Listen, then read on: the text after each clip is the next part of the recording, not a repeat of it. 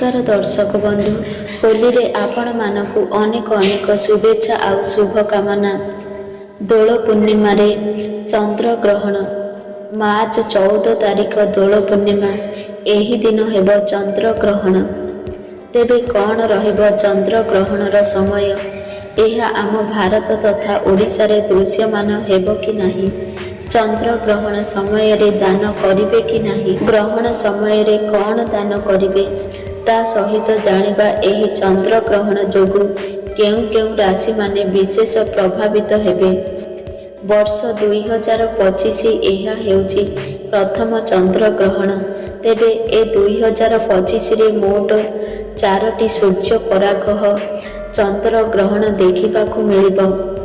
तेबे एहा हेउची वर्षर प्रथम चंद्र ग्रहण।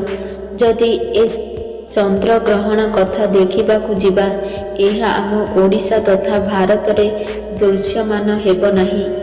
तेबे एही 2025 रे 2टी चंद्र ग्रहण आपण माने देखिबाकू पाइबे जहाँकि पूर्ण चंद्र ग्रहण। किंतु आम भारत रे तथा आम ओडिशा रे आपण माने केवल गोटिए चंद्र ग्रहण देखिबाकू पाइबे। एई मार्च 14 तारिख दोल पूर्णिमा दिन जो चंद्र ग्रहणटी हेब एहा आम भारत रे जेहेतु दृश्यमान नुहे तेणु एहा पालनीय मध्य नुहे। किंतु केते गोटी राशि मानकु मध्य एहा निहाती भावरे प्रभावित रहिछि। चंद्र ग्रहणटी अमेरिका, यूरोप, पश्चिम आफ्रिका एवं दक्षिण अंटार्कटिका रे दृश्यमान हेब किंतु भारत रे एहा दृश्यमान हेब नाही। तेणु एही दिन आपण माने दोल पूर्णिमा को आराम रे पालन करि पारिबे। 2025 रो एही चंद्र ग्रहणटी एही राशि मानक उपरे विशेष भावरे प्रभाव पकाइब। तेबे कौन सेही राशि गुड़िक मिथुन, कन्या, धनु एवं मीन राशि एही राशि गुड़िकरे बेसी प्रभाव देखिबाकू मिलिब चंद्र ग्रहणर। एहार प्रभाव मध्य सिंह राशि रे मध्य देखिबाकू मिलिब।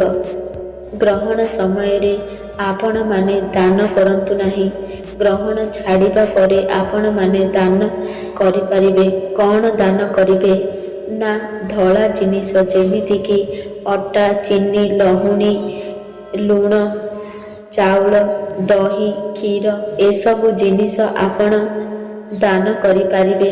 जदि आपण माने चंद्र दोषरु मुक्ति चाहुचंती ताहेले निश्चित भावरे चंद्र ग्रहण परे आपण माने दान करि पारिबे।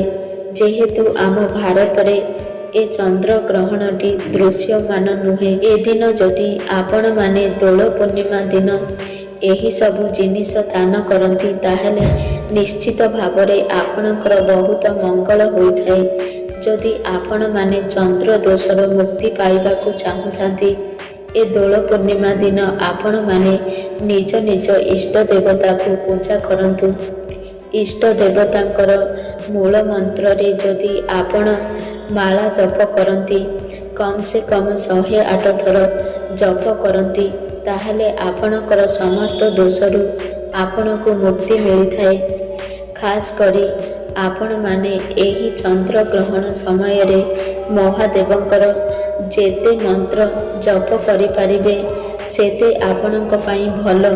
जहा आपणकर दुख अछि, दुर्दशा अछि, जहा भी आपणकर समस्या अछि सबुथिरु आपण मुक्ति पाई पारिबे। ए चंद्र ग्रहण समय रे बा दोल पूर्णिमा दिन एही नियम गुड़िक आपण निहाती भावरे पालन करिवे। दर्शक बंधु जदि मो वीडियो आपनकु पसंद आसे ताहले वीडियो को गोटे लाइक करंतु एवं आम चैनल को सब्सक्राइब करंतु एवं सांग मानकु अधिकरु अधिक शेयर करंतु।